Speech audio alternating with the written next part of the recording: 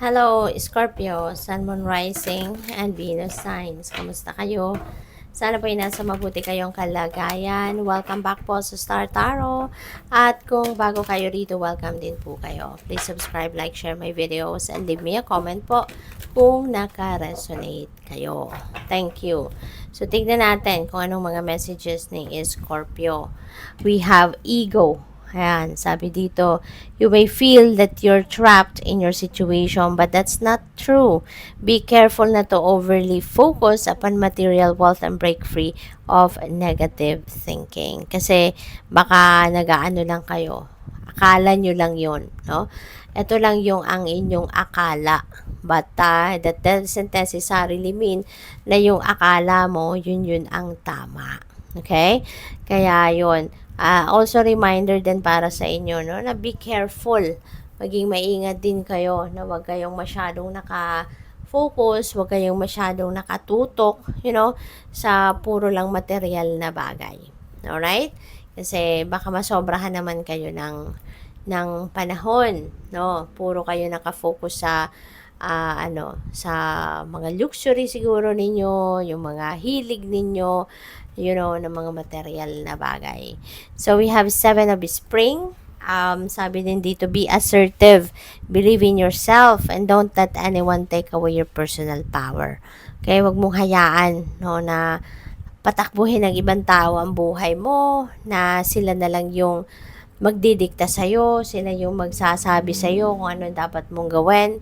'Di ba? This is your life, Scorpio. Kaya dapat ikaw yung nagtitimon, 'di ba?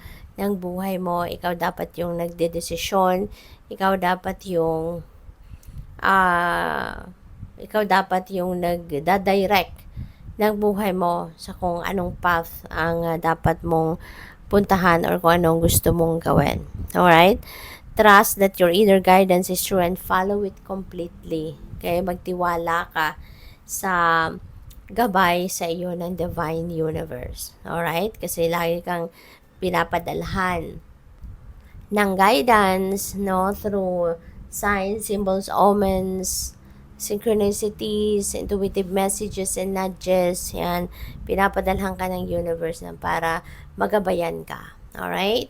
So, what else? We have the Four of Summer. Your responsibilities may distract you from noticing all the gifts that God is presenting to you. Be open to investigating opportunities that come your way. Okay? Kasi sayang.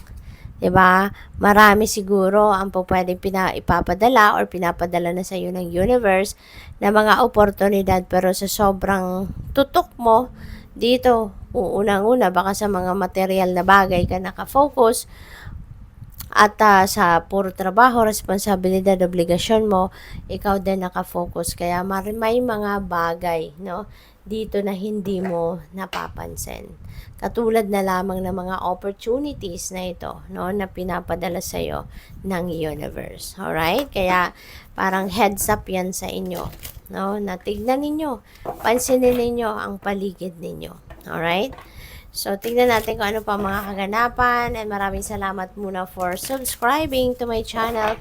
And if you haven't subscribed yet, subscribe na po kayo. And also, please click the join button sa baba po ng video if you would like to join the membership sa ating channel. And also, maraming salamat for not skipping the ads, as well as sa mga cross-watchers, welcome din po kayo. And by the way, I would like to to let you know na available na din po sa podcast, no, yung mga readings natin. Kaya pwede na ninyo itong mapakinggan sa podcast kung meron kayong YouTube Music app. Thank you. So, we also have the whistle. Sabi dito, be silent, pay attention, and simply observe with your eyes, ears, and physical feelings what is happening inside and all around you. Okay? So, parang maging mapagmatsyag kayo sa ngayon. Be vigilant. Be a keen observer. Kasi you never know kung ano ang mga nagaganap or magaganap sa inyong paligid. Kaya dapat aware kayo sa mga nangyayari so that you can also react accordingly. Alright? So, we also have the Falcon, act on the opportunity that's before you and commit to it without equivocation. Ayan. So, kaya ano ito, magkamag-anak, no? Yung dalawang um, messages na yan. Kasi baka nga, sobra kayong busy at hindi ninyo napapansin yung mga opportunity na kumakatok sa'yo. Kaya sabi dito, 'di ba? Act on that opportunity before you. Alright? Kasi sayang naman, before it slips away from you, bago pa yan makawala sa inyo, tignan nyo naman, pansinin nyo naman.